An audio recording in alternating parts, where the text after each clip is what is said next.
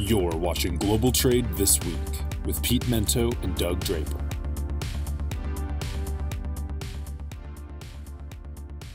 All right, hello everybody. My name is Doug Draper, and I want to welcome you to another episode of Global Trade This Week.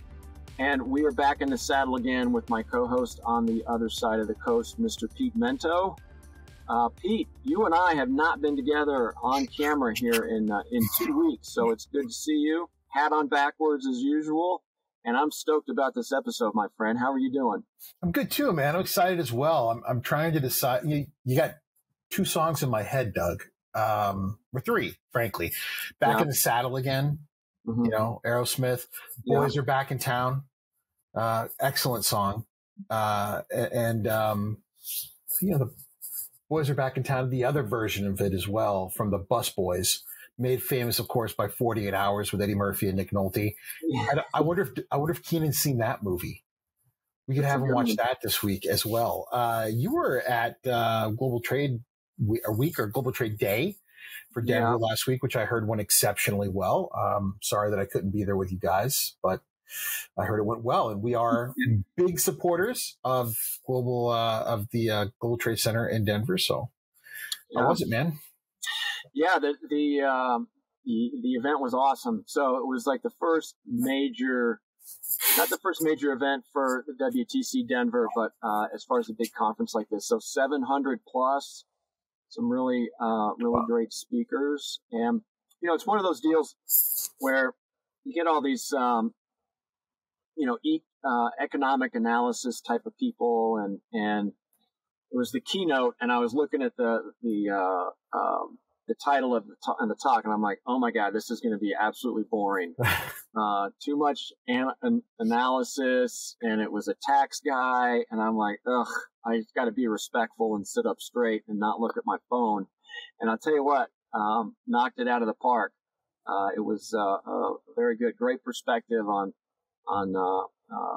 China, not only just what's going on right now, but a great history, which was able to set the stage, which allowed you to really understand what's going on today. So great speakers, great reception. The one thing, they had some cosplay people walking around, which was kind of trippy, that I was like, are you kind of like supposed to be in costume? Were you hired to come here, or are you an exhibitor that's just way over the top? And it looked like every booth, the Japanese consulate had some folks, the UK consulate, things of that nature. So it was good. I'd give it an A plus for sure, Pete. I appreciate you asking about it. How are your talks in the last couple of weeks? You were all over the place. They're crazy. So, I had Tapatu down in Dallas, which is mostly law enforcement, talking about cargo security. It was excellent. It was great to be in front of all of them again. They're a spirited group. And it was wonderful. The next day, of course, I had the World Trade Center in New York, which is, the big one, granddaddy of them all. And it was excellent, Doug. It was excellent. I fronted a panel, and we talked about the digitization of the supply chain, which we love talking about. You and I love talking about. So I had a killer panel, man. Like I had one of the gentlemen who was in charge of e-commerce for Maersk there. I had the freshly minted, she's been doing it for like a year now, the new port director from New York, New Jersey. She's incredible. I had a good friend of mine who is one of the heads of sales for Avalon that was on the panel. Mm-hmm. And then a gentleman who runs the group that does the ATA carnets. So, I mean, it was really crazy just talking about overly honest problems for digitization, things that people don't normally talk about. It was a lot of fun. And then I talked to the furniture and home goods group the next day in Fort Lauderdale. So ping-ponging around the nation, bro. And next week, I think next week I'm at Bryant College in Rhode Island to wrap up the month, and I'm doing a panel there, just talking about globalization problems that are associated with world trade that we really haven't been focusing on another fantastic panel. So it's going to be great. speaking again. So I'll be down in South Carolina. Speaking in 2 in California. I'm doing another one in North Carolina. I got 2 in New Jersey, 1 in New York. Like I'm back at it again, man. It's Pete Mento World Tour 2020. Yeah. Nice. Yeah. Nice. Well, everybody appreciates a world tour with everybody but Amy who wants me home, buddy. Like everybody but Amy. Yeah. So nice. Well, last thing, the benefit, Pete, you and I have this platform, so I got to give a shout out. My son graduated from college last week, and that's why I was not around.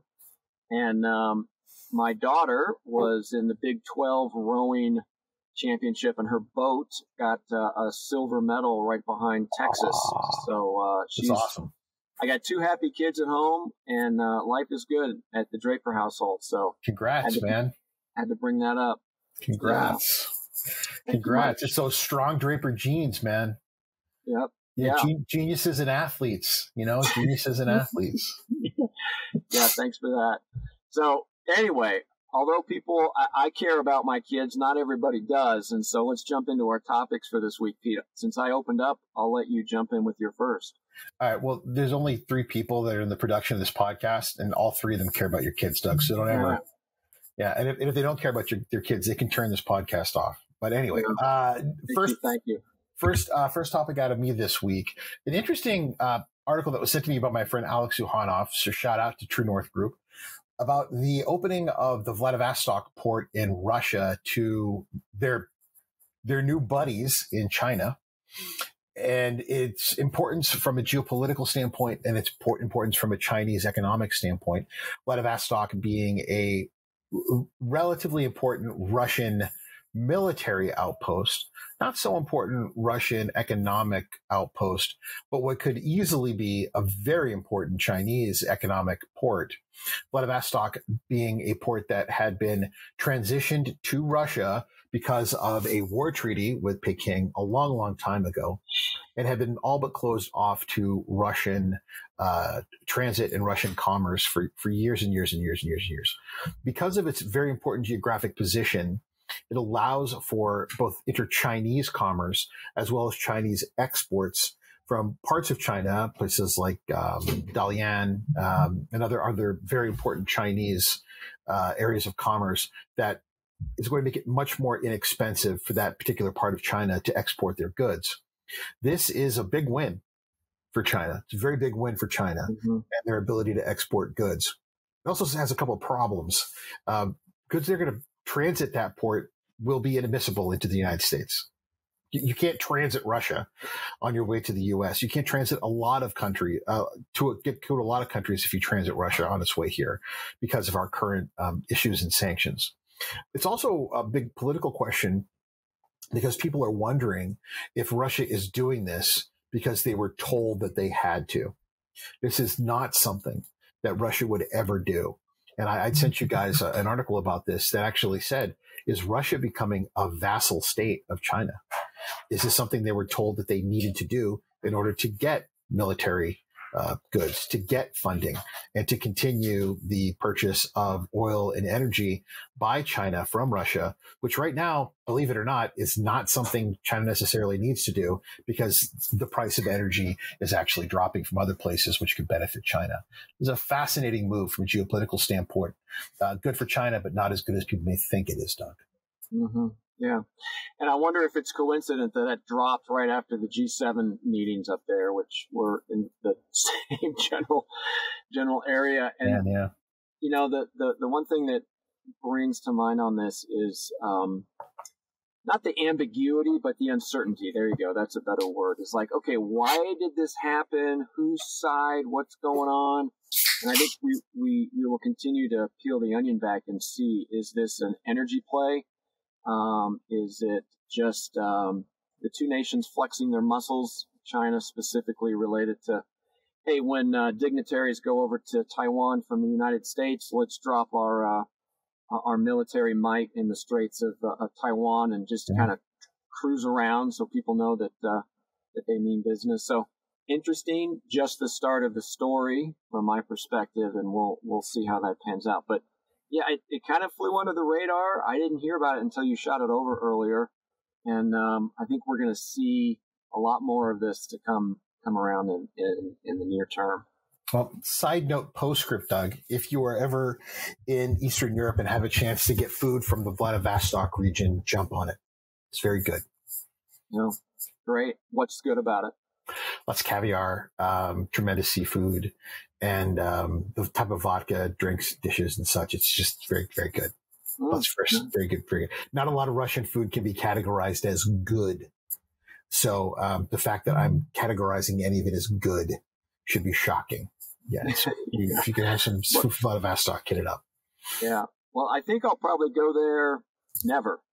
So I'll have to take your word for it. Yeah. All right, Tom. Hit me, buddy. What do you got? All right. So this is a personal experience when I was out in California last week, but here's the gist of it is that we have a serious final mile delivery problem in supporting the electrification of transportation. So here's a story, Pete, and this will take up the bulk of this topic. But so I was in Fresno last week, and at the car rental place, they didn't have any cars, but I bought the manager special through Priceline. So they were like, "Hey, you got the manager special. We don't have any cars except for this one," which was a Polestar electric car, which I thought was pretty cool. I've never driven an electric vehicle before. So I'm zipping around. It's all fun and dandy. I had to go down to Visalia, which is south of Fresno, and I wanted to make sure that I had plenty of juice. So I went to an EV station. It took me a while to find one, right? It took me on the app, but it's not like a gas station on every corner. You had to go to a specific one called EV Go, I think was the name of it. So it took me to this one that was closest, and I got out, and I was ready to put my credit card in. Well, you can't pay with a credit card, Pete. You got to download the app. So I'm freaking downloading the app. And as I'm doing that, again, it wasn't a very good part of town, there was a homeless individual, I believe, that was probably strung out on drugs that had his pants off, that was running across the street and cars were stopping. So I'm trying to figure out what's going on over there, try to load up this app so I can juice my car. It wasn't working. So I'm on the 800 number of the power station. This individual, and I'm looking to my right because that's where I was, starts coming over to me, right? I don't know what's going on. The guy has no pants on, and he's acting crazy. So I get in the car, and I lock the doors, and I'm still trying to figure out. I'm not even charging yet, Pete. I'm just trying to figure out how the hell to charge. So he kind of left, and he went over to the front of the store. At that time, he flipped over a trash can, and the store owner came out and maced the guy. So he's now running around because he has mace in his face. I'm just trying to charge the GD car. So I finally got it. I got it plugged in, and I sat there for about 10 or 15 minutes. I got maybe 10% of juice, and I'm like, I got to get out of here. This is nuts. So I finally got out of there. It was an hour and 15 minutes. An hour and 15 minutes to get 10% juice because I didn't know what I was doing. I will admit some of it's operator error. But I'm dealing with this craziness around me. I want to pull up, plug this damn thing in, scan my credit card, and I want to juice up quickly and get the hell out of there. So I started thinking, all right, well, the large solar arrays, the wind farms, and the water cascading over dams are really impressive, and it makes for some good video fodder. But it's all about the connectors that we've spoken about. That's cool. That makes a good press release. But ultimately, until it can get effectively in the final mile into my car or my truck eventually that will be delivering freight, there is a lot to be desired. So I went to Visalia. I came back. You have to deliver the car with the 80% full battery, or you get dinged, like turning your car in where you don't fill up with a full tank of gas. So I was down at like 45%. So I plugged it in again. I went to the same spot because at least I knew what I was doing. I sat for 35 minutes to take the car from 45% to 80%, so I didn't get dinged when I went to turn it in. So the whole experience to me was pretty negative, Pete, to be frank with you. I'm never going to get another electric car as a rental. I'm sure there's some benefits if it's your own vehicle and you know where to go, or you can charge it at your home at night. But I'll tell you what, man, until they figure out, and they is the collective, how do you effectively get in and out of a charging station without having to navigate an app and download your credit card and create an account and deal with people without their pants on running across the street? wasn't a big fan, and I think that the general public is not going to put up with the time it takes to charge. And it was a firsthand experience I had. I wanted to share that. The final mile delivery of electricity into our vehicles is going to be a monumental step to overcome if we want to embrace this long term.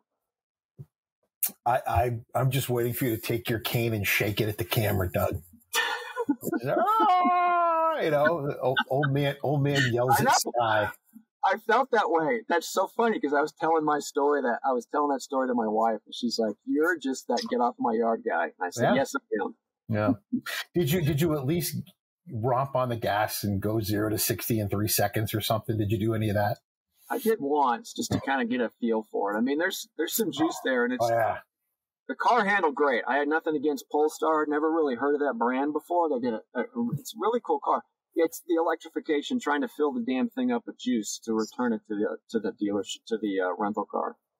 So here's some initial reaction stuff. They are super fun to drive. That is, and as a cynical old man, right? When you're driving, how often do you get in your car and these days say, I really enjoy driving?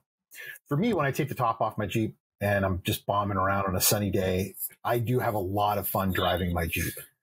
And that's fun. But, when we're just driving around in the family truckster, it's not exactly fun to drive. Mm-hmm. When you get an electric car and you romp on it and there's just blurry lines blowing past you because you're going warp speed, that's kind of fun. And the second question would be, what did it cost you to fill her up? Was it expensive to put juice in it when you went on that app? No, it's like $27, something like that. I mean, it's definitely cheaper than it would have been to fill it up with gas, but it still seems kind of expensive. Yeah, I could dig it up on my phone here. I did a screenshot that basically said how much time I sat there for the amount of juice. So it was less expensive than California gas, but time is money, Pete. I didn't feel like sitting there for 35 minutes. True. But it still feels a little expensive too. And this goes back to that whole infrastructure bill, that we had not long ago, where they were going to put just tons and tons of electrification stuff everywhere. And that's another thing I don't know. I don't know if there's a universal adapter for putting electricity into a car. I don't know if it's like, if you and I go to a gas station to put gas in our cars, it doesn't matter what kind of car you've got. You just put the old gas pump in there. I don't know if it's the same way if you've got a Tesla or, if you've got a Rivian or Polestar or Porsche, I don't know. But I think that over time, where we're at right now is the same place when the automobile that was full of petrol first started, is people were just trying to deal with that. And over time, these things will be overcome, but we are going to struggle with it for some time. And, many people like you and I, it's going to try our patience and turn people off. But there are folks that will simply adapt it because of the joy that they get with helping the environment, adapting new technology, enjoying the new technology. It's just not you, Doug, and right now it's not me. I haven't been blown away yet with something electric. Although I do really love those Porsche Taycans. I love how fast they are. But it doesn't matter how fast Tesla is. I just don't like how they look. I'm being very honest, man. I love Barracudas and I love Roadrunners and I love old Mustangs and Camaros.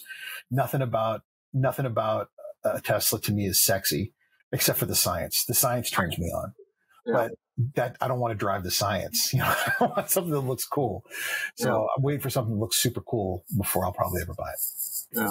Oh, put a big electric engine in a 1970s Trans Am with T-tops and we're on, baby. But I'm way too old school before I can get something like that, pal. Yeah. Cool. All right. Well, that brings us to, let me try that again. That brings us to halftime. Not only is this podcast powered by, but the halftime is brought to us by Cap Logistics. Pete and I wouldn't be here right now talking and sharing our wisdom, quote unquote, without Cap Logistics. So please get out there, check out their website, caplogistics.com, and see what they can bring to the table for you guys. So Pete, I love your halftime topic. I'll let you go. Yeah. So real quick before we get to my halftime topic, happy National Maritime Day, everybody. Very quickly, today is Maritime Day, May 22nd. For about 60 years now has been National Maritime Day. So for all my friends at sea, a couple of them that do watch and listen to the show, hoping for all of you to get home safe. People love you. For those of you who don't know, today has been set aside to celebrate the men and women who traverse the seas, and God bless each and every one of them. But my topic today is a fun one. I have a new workout regimen that I started trying out today. I walked the 4.5 miles to the Starbucks from my house, and I had Amy meet me there, and we had coffee together, and then she drove me back home. So it's sort of like, destination workout, right? And on my walk out there, I was listening to the Two Bears, One Cave podcast. Bert Kreischer was on it, and he had Kevin Smith on, and he was like a big guest for the podcast. And I thought to myself, if we could have any guest on the podcast, who would we want? Right. So I'm going to ask you, Doug, if we could have any podcast guest, if we could have anybody, who would you want to have on the podcast and why? Mm-hmm. Yeah. So I went a lot of different directions on this one, right? Something modern era. Folks would be like, oh, let's get Lincoln on or Genghis Khan or something like that. So I did. So the down and dirty on, to answer your question, because I went a little bit back in time, but Shakespeare, I think, would be an interesting guest because I listened to some Shakespeare. Maybe my wife was quoting Shakespeare last week when we were at my son's graduation. But his phrasing of words and the way he brings things to the table is very unique. It takes you a while to figure out what he's talking about, but once he does, you look in. It's kind of like Yoda. Like, what the hell did he say? And then you listen to it again, and you're like, yeah, that kind of makes sense. Plus, I think he wouldn't take himself too seriously, so that's the why, right? He could come up and give you some perspectives on what he meant by some of his plays and like some outtakes, if you will, from his discourse. So nothing too. So I think he has this amazing phraseology and unique way of developing a story, but he'd be able to talk in modern terms and get a lot of laughs. So that's who I would say would be on the show. What about you?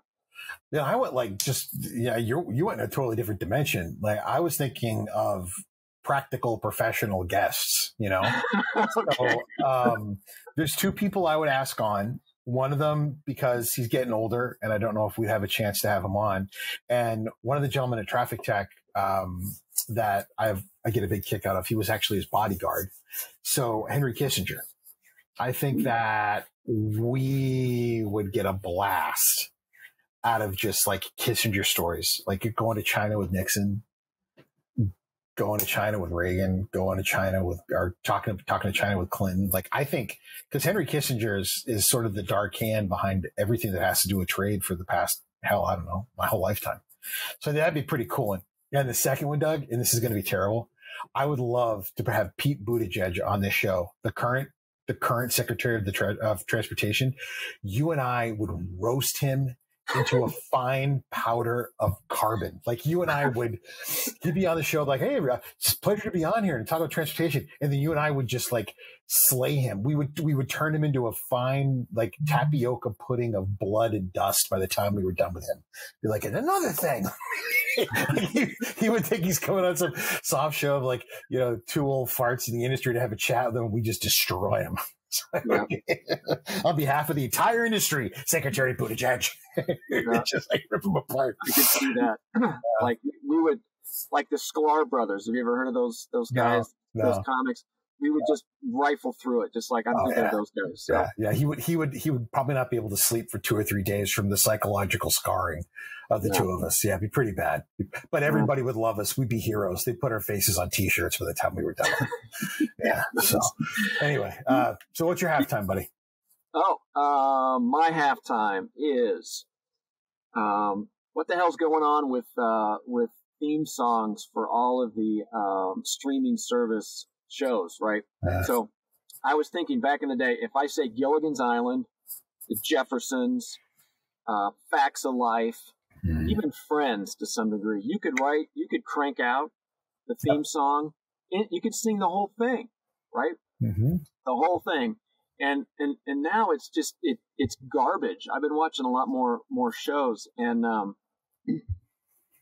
don't know. It's just like Sons of Anarchy. Here's the ones I was thinking of: Sons of Anarchy, Severance, which is a crazy weird one on Apple, Succession, Shrinking is another one on Apple, Animal Kingdom. Like, they're horrible. Like, I don't even, I fast forward it. And another one that's horrible that my wife loves is a podcast called Smartless. It is funny, but it is the worst intro of all time. So I don't understand why in this day and age we can't have some catchy, nice sing-along theme songs that are out there that, you know, have been around for decades. And I think the one of all time is the Jeffersons, right? Everybody knows the Jeffersons. Excellent. Yeah. We had a halftime once where we brought this up, Doug. I don't remember what episode it was, but I told you that the two greatest theme songs ever in the history of shows were for Taxi and were for Barney Miller, were my two favorites. And I remember you disagree with me. Maybe those were yours. I also like Sanford and Son is another excellent one. But you're right. The new ones are really just not very good. And I think that a lot of it has to do with them trying to, they just hire some guy who puts a digital thing together, and I don't think it's meant to be memorable. I will say there are a couple that I do like. I like the theme song for Castle, if you know that show. I think it's pretty good. But think of some of the more iconic, like Dukes of Hazzard, dude, with Waylon Jennings, just the good old boys. How fantastic that was. I mean, I think that charted. St. Elsewhere, NYPD Blue.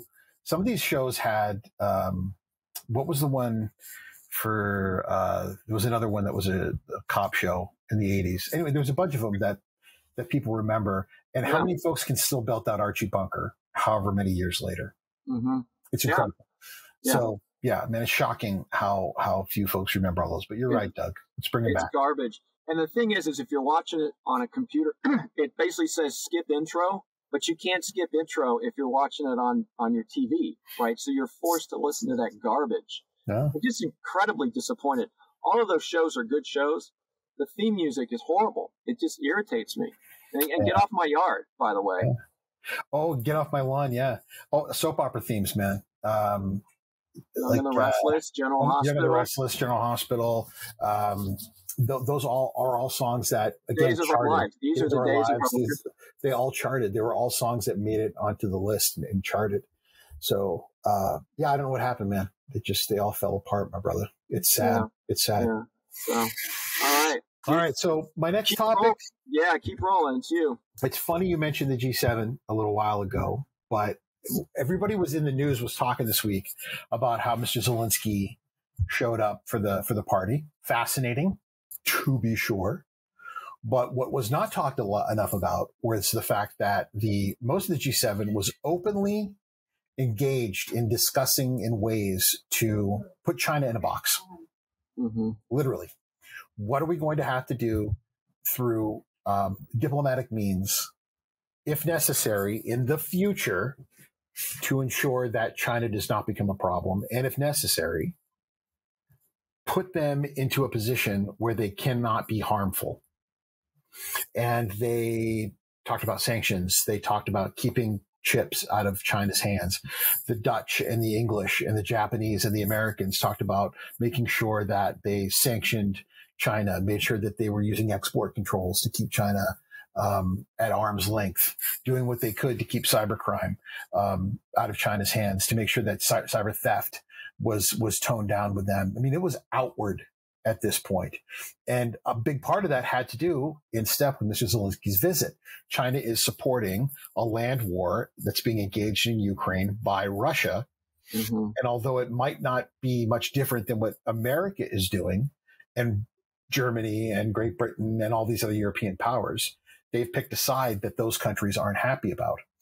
And I don't want to get too deep into it, but this idea that China is testing out their ability to financially wall themselves away from Western powers in case they were to decide to engage in a battle of their own in Taiwan. what will we be able to do now that we've shown our hands with these sanctions? A lot of that has to do with gold. There was a moment last week, I don't remember if it was on the show or after the show, where Keenan talked about the repricing of gold as an example for the gold deposits that are in the New York Fed. And I've spoken a lot about it. It's funny, ever since he brought it up, I've spoken a lot about it. The gold reserves that America has currently in the New York Federal Reserve Bank, down in a vault far beneath the surface of the New York Bank, are currently they're currently valued at $44.22 a troy ounce. But gold, I think, is valued at like $1,998 an ounce right now in the market. Why? A lot of that has to do with the fact that we don't want the Federal Reserve to have too much sway there. And it's not the gold itself; it's the gold certificates. If America decided to take their billions of dollars worth of gold and revalue it, what would that mean for China's stocks of gold? What if they were to go out and start buying gold like China has? They're openly talking about ways, minting the coin, doing things to mess with inflation, doing things to mess with the Chinese RMB. And they're letting China know that they're serious about doing it. So they're actually being very brazen, these Western countries, and talking about their means of financial warfare in a way that I have never thought that they would be so brazen. And it's interesting to see, Doug. Yeah. Well, the one thing that you made mention of just a second ago was choosing sides, right? I think this is with your first topic. You have Russia and China. Let's open up a port. That is one side.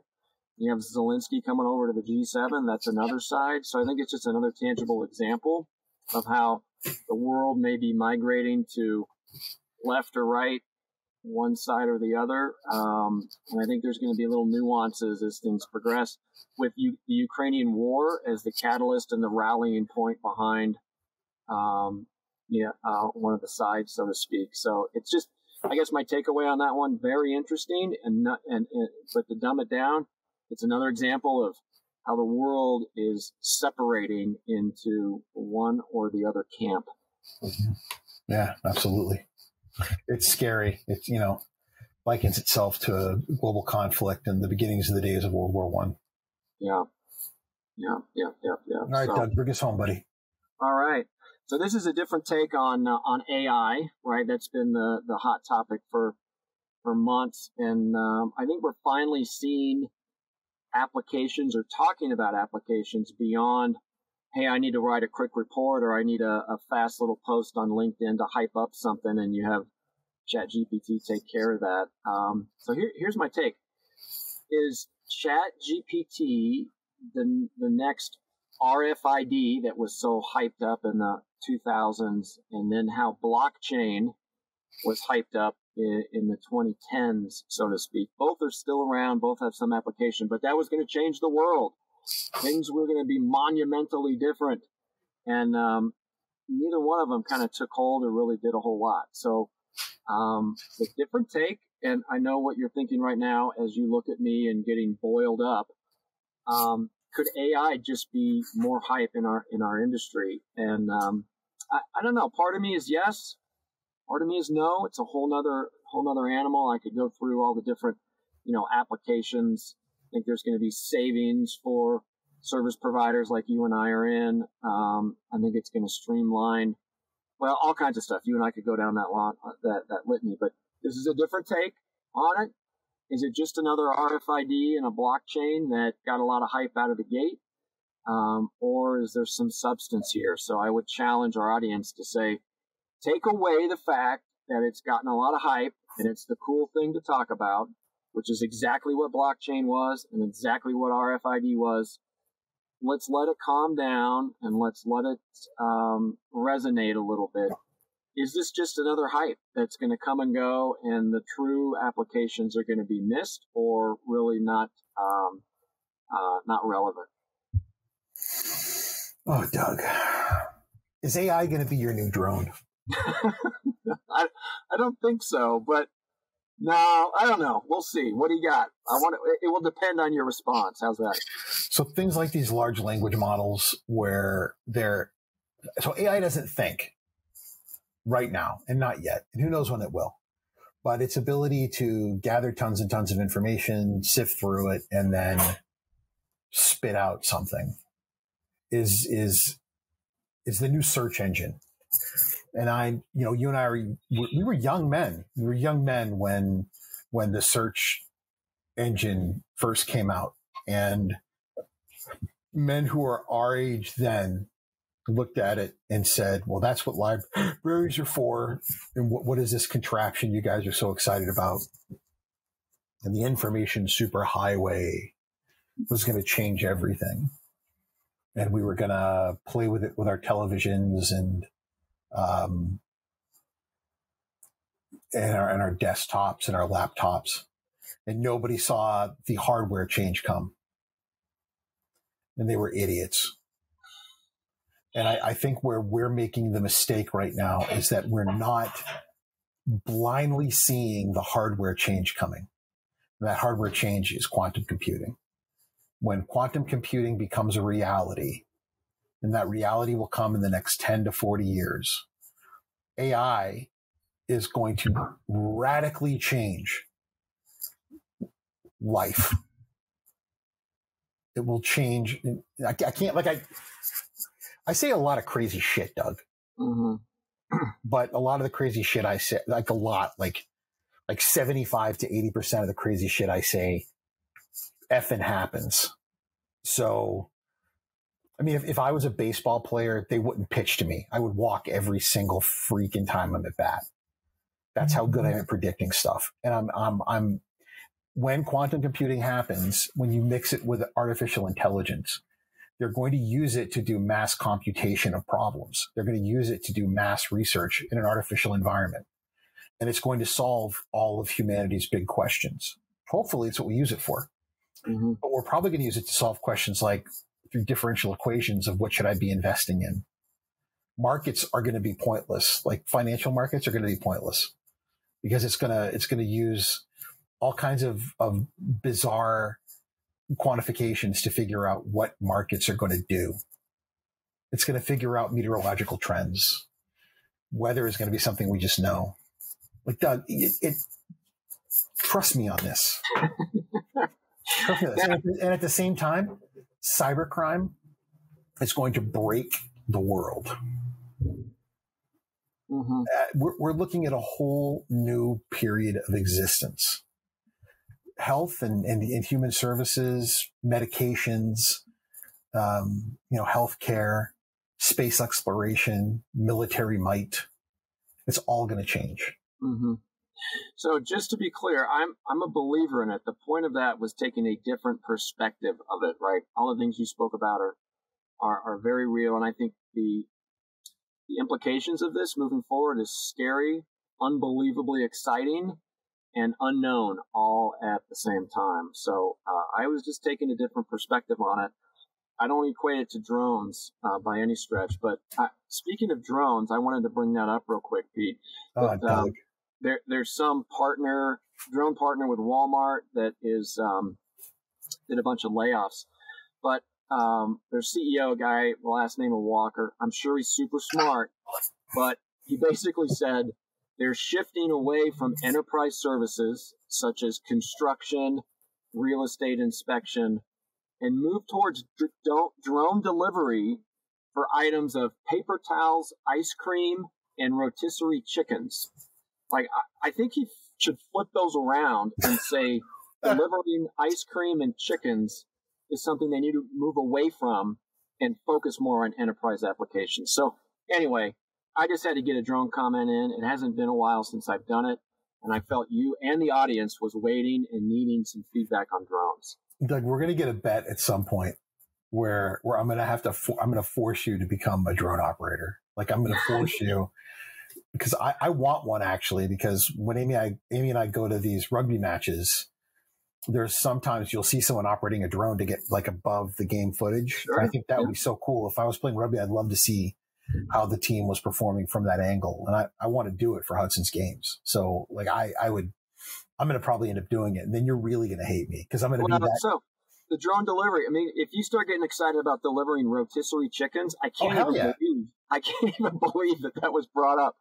It's the drone delivery aspect. Trust me, there's a drone that flew over my daughter's race down in Austin, Texas. Yeah. That was phenomenal. I loved it, but there was no ice cream or chickens that they were dropping out of the sky.